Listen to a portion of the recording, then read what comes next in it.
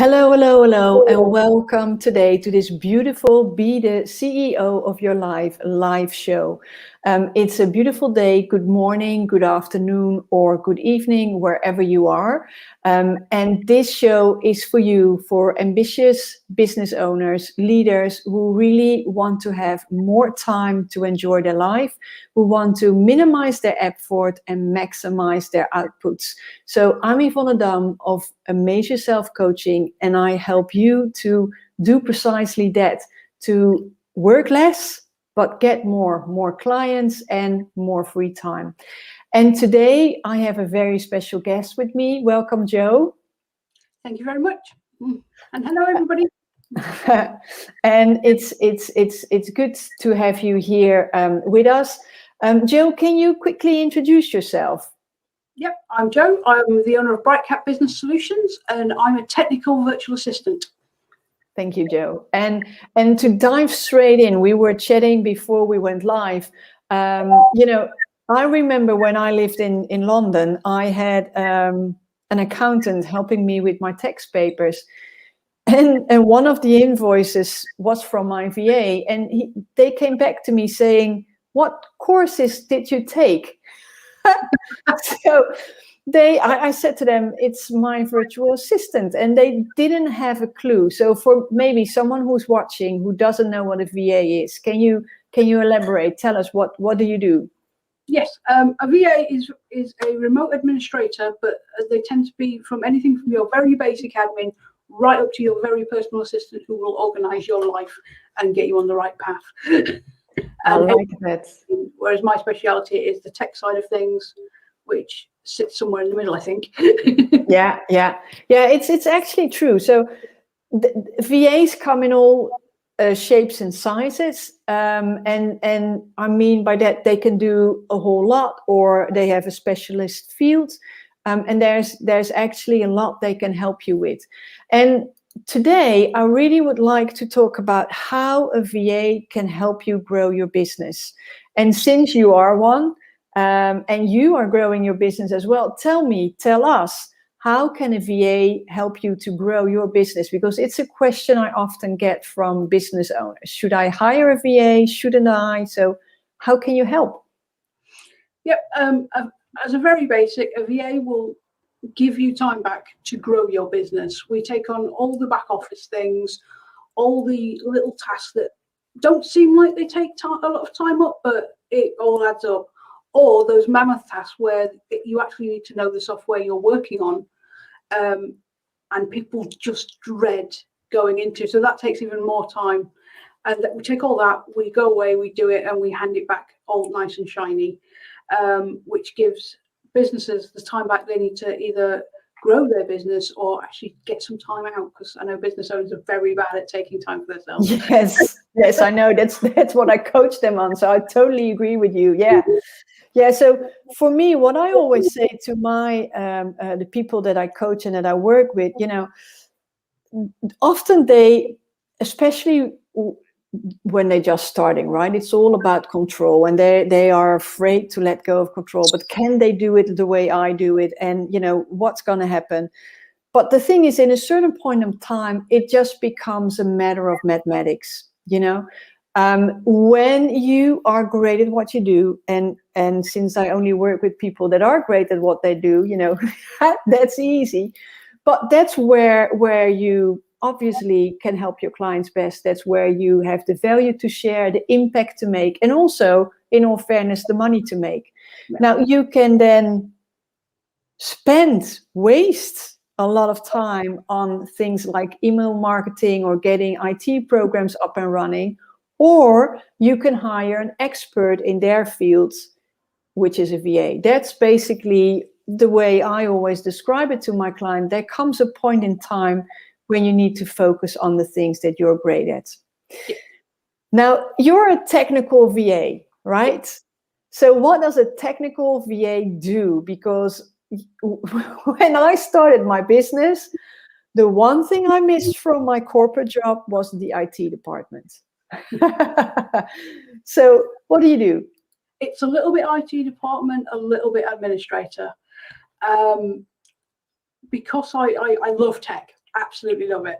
And whereas some people will look at programs they know they need to use, they know they need it for the business, particularly things like email marketing, where people just don't know where to start, and newsletters, and it just looks like a mammoth task.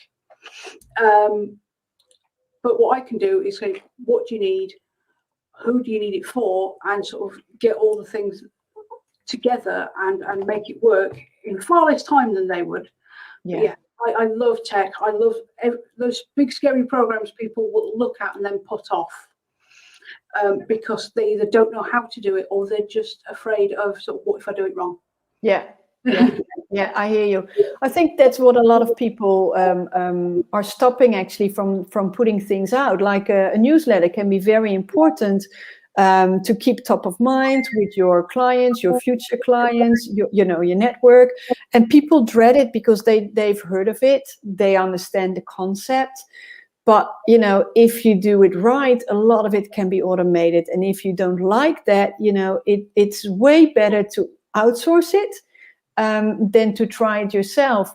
And I love Garen's remark, by the way. Let me read it. I love this. I'm excited to be in a position to have a VA and bring time back for the things I love doing. And I think that really captures it well. Thank you. Yeah. So the one thing you also mentioned, and I know that many people underestimate this sometimes as well, is webinars, right? Yeah. Webinars is a great way, and some call it webinars, others call it live streaming, others call it master classes, doesn't really matter. But I just have to laugh because I've given some webinars, and webinars are those things that they take ages. It's people underestimate this because they think, oh, I'm just going live for an hour, but it's not true. It is, you need to have the presentation, you need to have thought about it, you need to think about what comes behind, which often is an email sequence. Yeah. But you also need to understand how the technology works. Yeah, it's the technology working, the email sequence behind it, advertising it, promoting it on social media. There's hours of work that goes in just so you can turn up and go live for an hour. Yeah. And talk about what you're an expert in. But yeah, I do all the things that encompass it. I can pretty up the presentation as well. A lot of people, they know what they want to say, but they don't think it looks good. So yeah, I sort all that as well. And then yeah, they can turn up and go, hi, I'm amazing. This is what I do, and this is what I offer, and this is what I'm teaching you, without having to worry about everything going off in the background.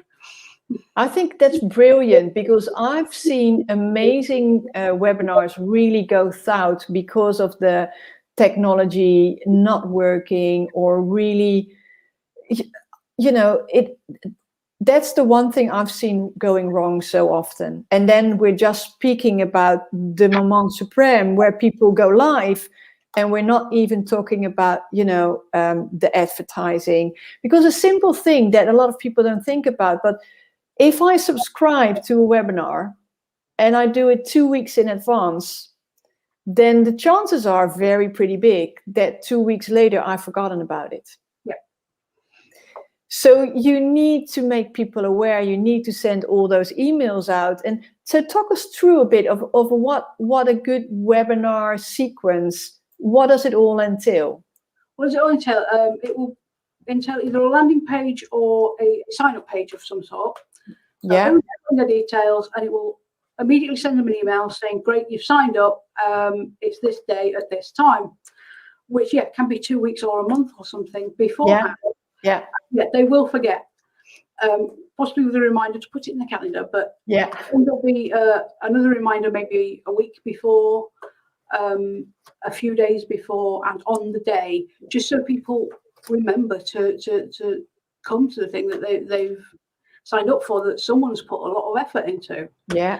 But yeah, these are usually scheduled, and just to keep reminding people, because although spam emails are annoying, people will forget. Yeah, that's for true. Yeah, I once heard that if you don't send out those reminder emails for a webinar, 30%, and I think it's even quite low, I think it might be even higher, will not show up because simply they forget. Yeah, I'd have thought it'd been higher. Yeah, I think so. Yeah, but yeah, so okay, so then people show up, everybody's like, woohoo, you know. But then you also have the people, I can't get in. What's the password? The Zoom link isn't working. You've got those. Yeah, you've got those, and that's where, because even just letting people in, if they're a little bit late and you started your presentation, you don't want to be looking at that, because it'll ruin your flow. You'll be overthinking things. Therefore, if you've got a VA in the background, they're just doing everything and making sure everybody can get in and everybody's sorted. It runs far smoother. Yeah. Yeah, I hear you. Especially if you've got anything like breakout rooms, because you've got maybe an activity in it. Yeah.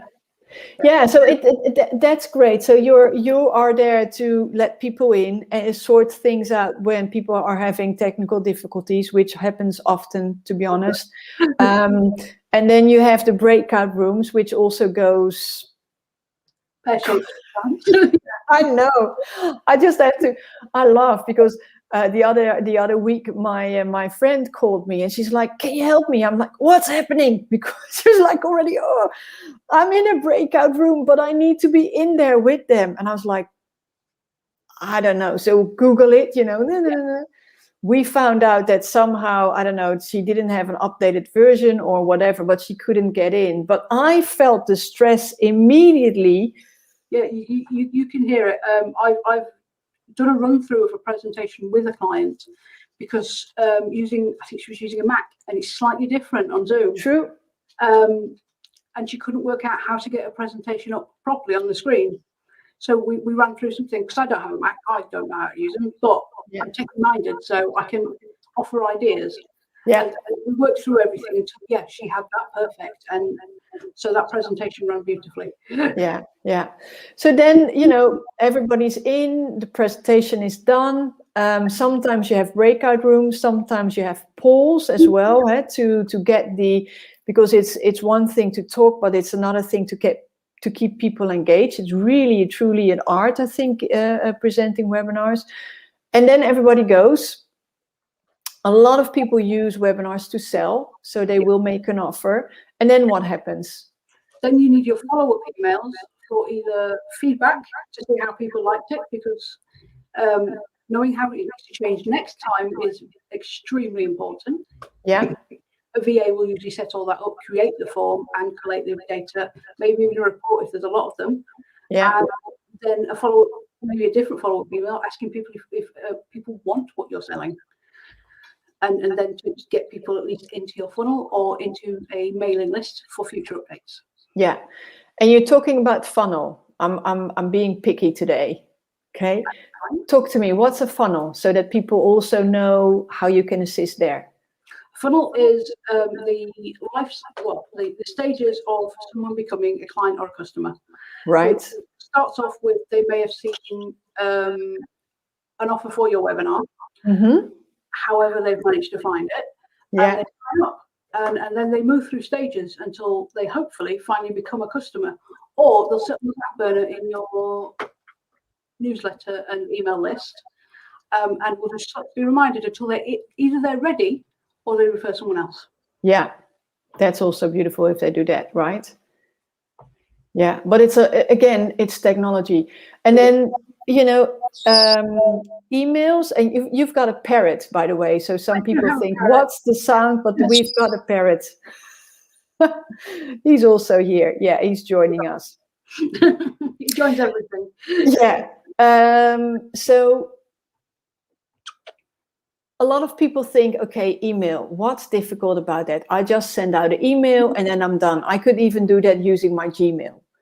But there's so much more to it, right? Because you could use email and email systems for a lot of things. Can you talk us through that so that people also understand and then running to you? Yep. It's all about the all-important email list. Right. Knowing who's subscribed, who's not, making sure they're compliant with all the laws, to actually just receive an email. Mm-hmm. And that they want to receive your emails. But it's keeping them, I believe it's called keeping the leads warm. Yeah. Keep reminding them that you're there and what you do. which isn't just sending an email, it's sending an email once a week, once a month, making sure they know what you're up to, and learning a little bit about you, because then people buy from people. Yeah, very true. Yeah, I hear you. Yeah. And there's also something beautifully like, okay, for example, I have an amazing, I'm going to show it so that people actually know what we're talking about. Down, I can't show this. Anyway, somewhere down here in the screen, you see my free complimentary guide, which is how to create an extra 2 hour a day without a VA even. So hire a VA and you've got 6 hours and you can go to the beach, right? So it's a free guide that I drafted, which really is focused on doing more in less time. Now, people go to this, they come on my landings page, which is really a website which tells them more about what the guide entails, what the steps are, and they go like, I like this. They click on it, or they complete their name and the email address, and then the whole sequence starts. Now, when I set this up, I didn't have a VA. So for me, it's really straightforward. But I know that there's also a thing that where people, sometimes they get busy or they get too many emails and they don't open an email. Yeah. Now, there's something you can do with that as well, right? Tell me a bit about that, where you have like this, you know, okay, they click on it, this is happening. They don't click on it, this is happening. And there's a whole system which I think is beautiful once set up properly, but I'm not into that at all, but I think you must love it. Yeah. Once it's all set up, it runs beautifully. It will keep an eye on who's clicking on what they're clicking, and when, and specifically those that are not clicking but not unsubscribing. Right. And then they will send once you've set it up, they'll send a retargeting email with something else to try and get them to click and open the link and actually read it. And in hopes that at that point they're actually engaged with you, or even better, email you back. Yeah, that's actually what a lot of people want, right? Engagement and really talking to you. Yeah, I like that. Okay, and it works a bit like a process flow for those people who write process flows. It's really send email out, either or. They open, they don't open. If they don't open, this loop starts with this email sequence. I'm getting out of the picture here. Well, you get what I'm saying, right? If they do open, they follow the normal sequence. And then there's something else. If people subscribe to my guide, they also, I have them sign up to my newsletter as well. Yeah. They need to opt in because that's the law in the UK and in Europe. And I see that often goes wrong actually on LinkedIn, where I get emails from people, I'm like, never heard of you, never signed up. And that's just people using your email address and spamming you. But tell me, do you know what about that? Can you share why people can't do that? They shouldn't do that. But yeah, that's people literally taking your email from LinkedIn and emailing you. However, the law is you need to give consent for that. So all emails, especially that first email, should either have a double opt-in, which is once you've signed up, if you've gone through, say, a lead magnet and got a freebie, it's telling you you're being added to a list, but then that first email should also ask you, are you okay with this? Yeah, you need to confirm, right? Yeah. And all emails, and point out that you can unsubscribe at any time. Yeah. Yeah, you've definitely then got consent. Yeah, cool.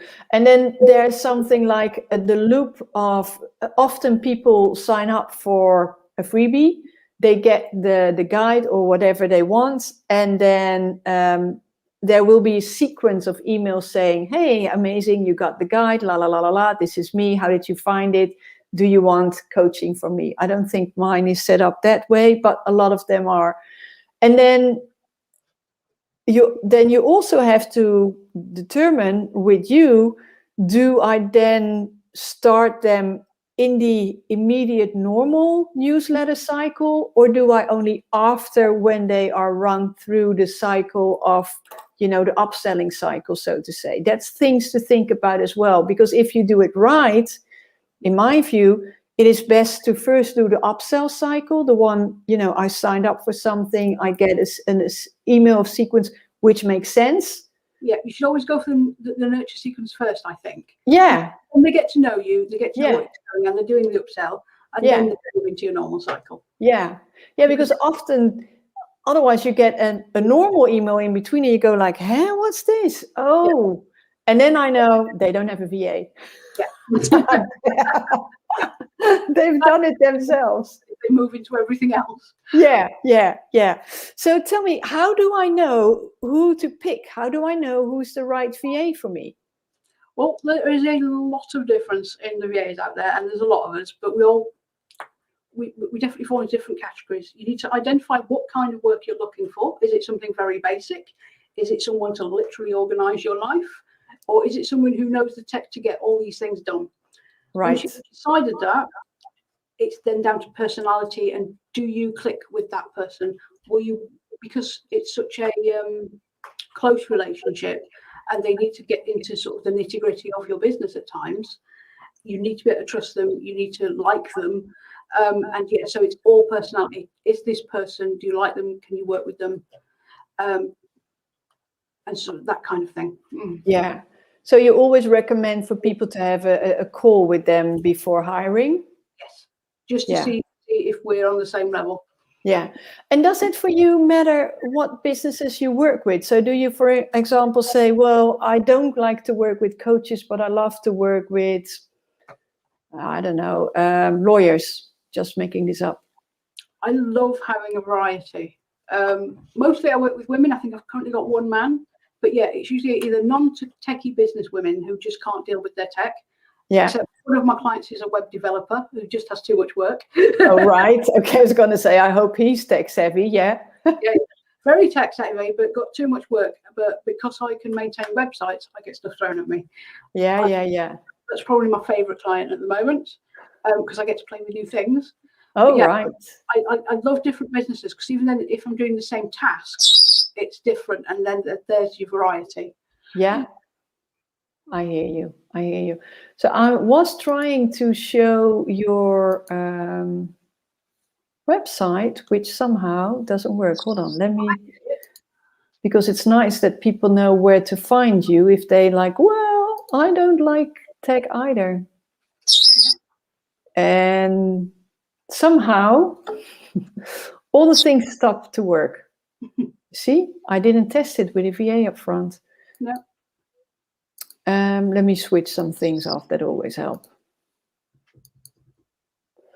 I think what actually is happening, that I really want a new computer. That's all I need. That's actually happening. I think the more this happens, the more I'm likely to really go and finally, because I already picked it out even. Oh, if you know what you want. Yeah, I know what I want. There we go. Yay.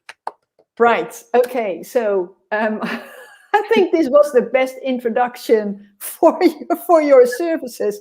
If you don't want to do like me, if you don't want to struggle with IT, go to Joe. This is the website, and you find all your information, all your contact details. Everything is here, right?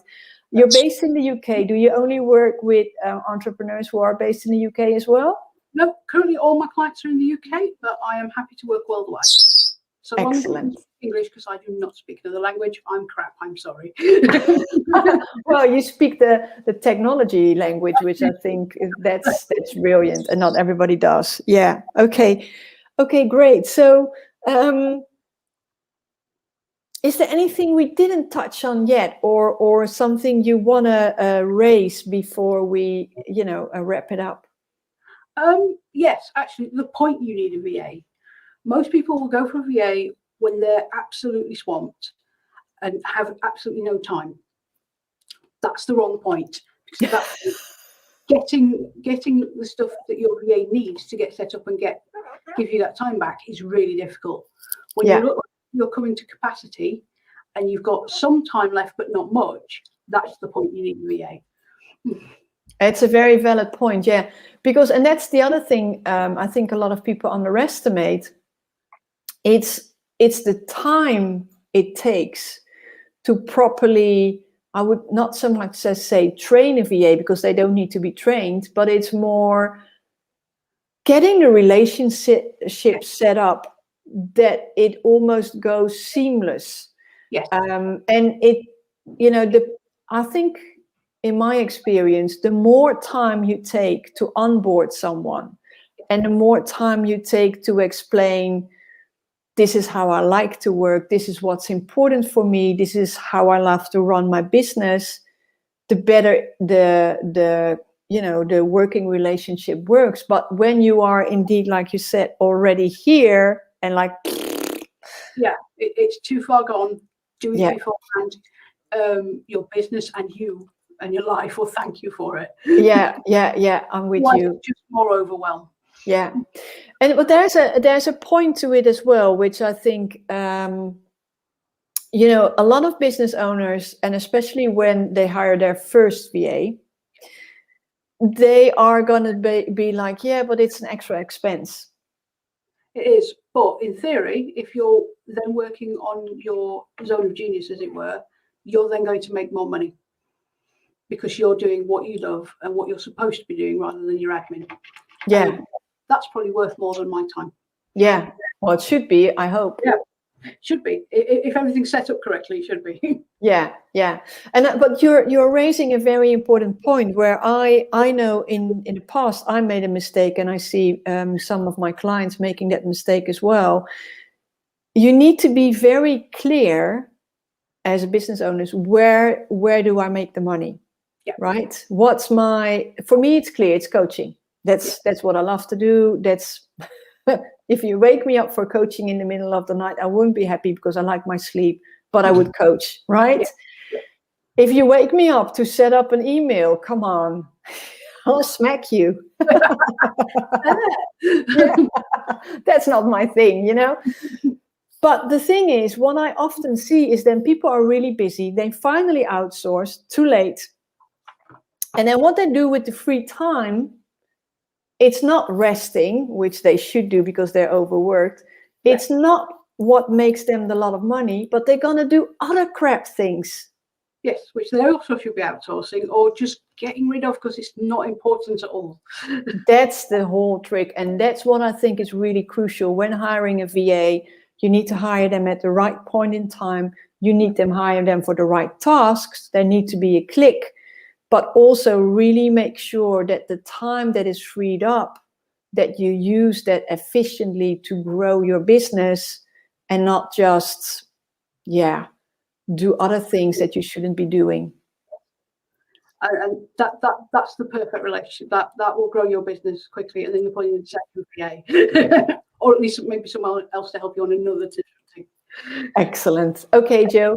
I think this was quite the summary. I really appreciate it. We all know where to find you when we have any tech issues. Or maybe that's another one before we wrap it up, because that's often a question. So if I have a technical issues, or I just want to do one webinar, can I hire you for one thing, or do I have to keep you as part of my team? How does that work? I do offer ad hoc rates. They're more expensive than my retainer rates. Sure. But yes, you can hire me to do one thing. You can hire me to do one thing to find it really good, and then go on a contract. Right. Or if you know what you need, I can work out how many hours you need. Go straight for the retainer. It's cheaper. Yeah, I hear you, and I love that the parrot was agreeing with you. We don't do once off. Yeah. But in principle, it's possible. In principle, it's possible, but it will cost you. Yeah, of course. Well, that makes sense. That's for everything. But it's nice because sometimes people still need to get used to it, and or really need your help, and then they can find you. Yeah. Okay. Thank you so much, Joe, for joining me today on the Be the CEO of Your Life live show. For everybody who's watching, great that you were here. And I will be back tomorrow with another great episode on how to be the CEO of your life. Bye. Bye.